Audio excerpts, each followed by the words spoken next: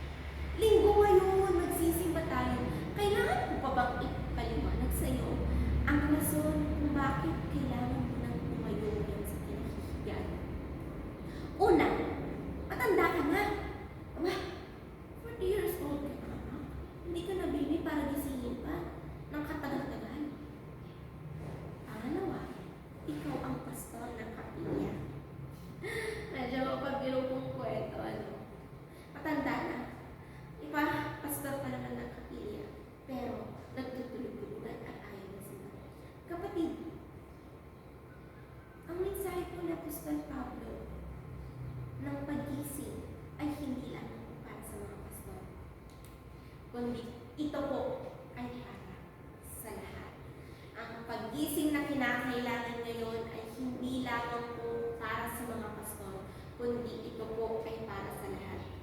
Kailangan po nating aminin na matagal na pagtulog ang ating ginawa bilang iglesia at bilang isang bansa. Ang pagtulog po na tinutukoy ni Apostol Pablo ay tungkol sa kawalan ng pag-ibig sa kapwa. Makikita po natin yan sa verses 8 to 10. At ang nagiging bunga po ng kawalan ng pag-ibig ay pagsuway sa mga utos ng Diyos. At kapag tayo pong mga Kristiyano mismo ang sumusuway sa utos ng Diyos, ang ating pong liwanag ay natatakpan. Kaya naman, tuwing nangingibabaw ang kasalanan sa buhay ng isang Kristiyano, ang patutuo ng iglesia ay natitigil. At dahil dito, nasisira ang impluwensya ng iglesia para magbago sana ang mundo. Nasisira ang impluwensya ng Greenfield Wesleyan Church kung ito ay tuloy sa loob ng lipunan ng Barangay Labayog. Ngunit, hindi naman po siguro. Sana nga po, gising ang Greenfield Wesleyan Church. Sana nga po, gising ka ngayon, kapatid, at hindi ka tulog. Ngunit, nakakalungkot dahil maraming iglesia ang tulog, dahil maimbing silang nakakulong sa loob ng 4 na sulok ng simbahan. Dahil wala nang magawa ang mga nasa loob nito, ang mga miyembro ay nag-aaway-away, habang ang pastor ay napipilitang magkamot na lang sa likod ng mga miyembro. Bakit? Kasi baka magtampo. Bakit? Kasi baka paalisin siya sa destino. Baka palayasin siya ng mga miyembro. Walang gawain ng misyon. Walang naitatag na bagong iglesia. Walang bagong miyembro at ang lahat ay nagsisisihan sa loob ng simbahan. Maraming ginaganap na meetings, pero walang ministry ng evangelism at paghayo sa loob ng simbahan. Maraming pera ang hanap sa simbahan, ngunit ang kaligtasan espiritual ng mga tao ay nakakaligtaan. Ito ay ang larawan ng isang simbahang tulog. Wala nang misyon, wala na rin ang misyon na palaganapin ang kaharian ng Diyos sa mundo. Sana hindi ka isa sa mga tulog na kapatid.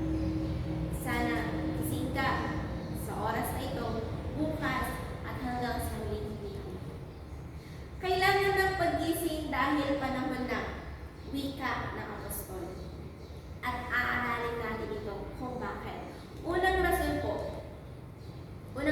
makikita natin sa verse 11. Ang pagliligtas sa atin ay higit ng malapit ngayon kaysa noong tayo'y unang sumampalataya sa Panginoon.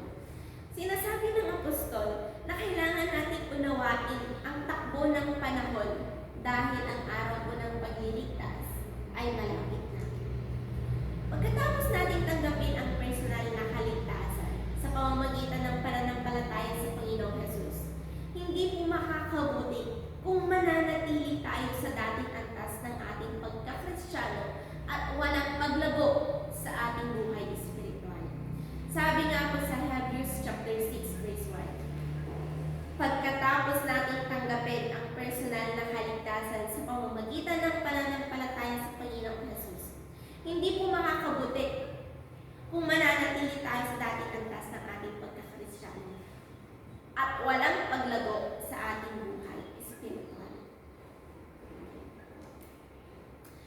Sabi po sa Hebrews chapter 6 verse 1, kaya't iwanan na natin ang mga panimulang aralin tungkol kay Kristo at magpatuloy na tayo sa mga aralin para sa mga may sapat na pang-unawa na sa mga pagsulong ng mga panahon. Kailangan natin ang pag-unlad sa pananampalataya dahil palapit na po ng palapit ang araw ng Panginoon. Pangalawang rason po, namamaalam na ang gabi at malapit ng lumiwanag. Layuan na po sana natin ang lahat ng masasamang gawain at italaga natin ang ating sarili sa paggawa ng mabuti. Ang buhang liwayway ay tanda ng pagdating ng paghahari ng Diyos.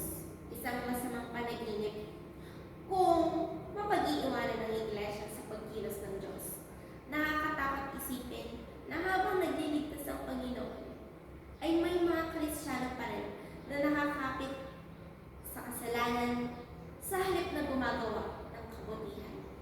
Ang tunay po na pakikilahok sa Iglesia ng Diyos ay may dalawang mahalagang sangkap.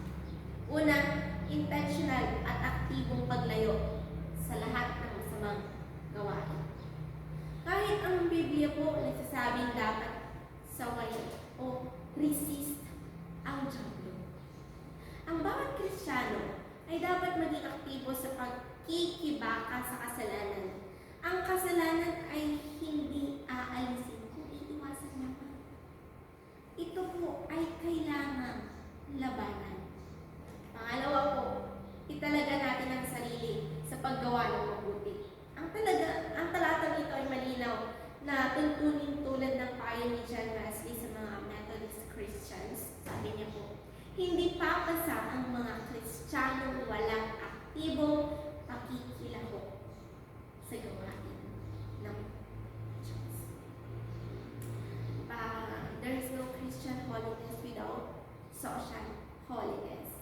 Pangatlo po, mamuhay tayo sa liwanag at huwag gugulin ng panahon sa magulong pagsasaya at paglalasing, kalaswaan at kahalayan, sa alitan at inggitan. Kita po natin yan sa verse 13. Ang sanlibutan ay nagsasabi na ang tagumpay ay nakakamit kapag malayo mo nang nagagawa ang lahat ng gusto mo. Ngunit ang Kristiyanong tagumpay ay kapag nagagawa na natin ang kalooban ng Diyos. Ang patayan ng ating tagumpay para sa Diyos ay nakasalalay sa ating paggamit ng ating buhay at lakas. Kung ginugugol natin ang ating oras sa magulo, pagsasaya, paglalasing, kalaswaan, kahalayan, alitan at inggitan, nangangahulugan lamang na hindi po tayo aktibong namumuhay sa liwanag, kundi aktibong namumuhay sa kadiliman. Pang-apat po, ang Panginoong Hesukristo ang paghariin ninyo sa inyong buhay at huwag ninyong sundin ang mga hilig ng laman. Ang pamumuhay sa liwanag ng Diyos ay nagpapatunay kung sino ang nagkahari sa ating buhay. May dalawang maaaring pagpilian kung sino ang ating susundin. Marahil una, susundin natin ang hilig ng ating laman. Ito ay maluwang na daan ng buhay. Madali ang mamuhay sa tukso. Ngunit ang kasunod po nito ay pagturusa. Masarap din ang mamuhay sa kasalanan, ngunit ang dulo po nito ay parusang walang katapusan. Ayon nga pa sa Romans chapter 8, verses 7 to 8. Kaya nga, kapag sinusunod ng tao ang mga hilig ng laman, siya ay nagiging kaaway ng Diyos, sapagkat hindi niya sinusunod ang batas ng Diyos. At talaga namang hindi niya kayang sundin ito. At ang nabubuhay ayon sa hilig ng laman ay hindi maaaring kalugdan ng Diyos. Pangalawa, magpapasakop ba tayo sa pagkahari ng ating Panginoong Jesus? Ito ang tamang pasya para sa mga nagnanais gumising sa katotohanan. Kailangan natin piliin ng Diyos at magpasakop sa kanyang kapangyarihan ng ating Panginoong Jesus. Maging sa Apostol Santiago po ay malinaw na nagsabi sa chapter 4 verses 7 to 10, sabi niya po doon, kaya nga pasakop kayo sa kapangyarihan ng Diyos, labanan ninyo ang diablo at lalayuan kayo nito. Lumapit kayo sa Diyos at lalapit siya sa inyo. Linisin ninyo ang inyong mga kamay, kayong mga makasalanan. Linisin ninyo ang inyong puso, kayong pabago-bago ang isip. Maghinagpis kayo, umiyak at tumangis. Palitan ninyo ng pagluha ang inyong tawanan at ng kalungkutan inyong kagalakan. Magpakumbaba kayo sa harapan ng Panginoon at itataas niya kayo. Kapatid, panahon na upang gumising ka. Hindi po ito panahon ng pagtulog.